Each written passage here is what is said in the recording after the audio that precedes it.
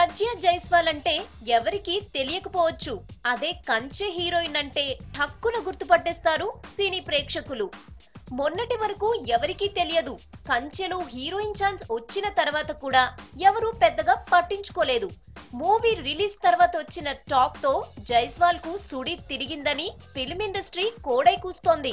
మొన్నటి వరకు ఏ హీరో, నిర్మాత, దర్శకుడు ఈ అమ్మడు వైపు చూడనే లేదట. ఏదో బాలీవుడ్ మోడల్ అలా వచ్చిందని అనుకున్నారు. సినిమాలో యాక్టింగ్ చూసిన తర్వాత తెలుగు ఇండస్ట్రీ ఫిదా అయిపోయిందట. ఇంత టాలెంట్ ఉందా అని ఆశ్చర్యపోతున్నారట.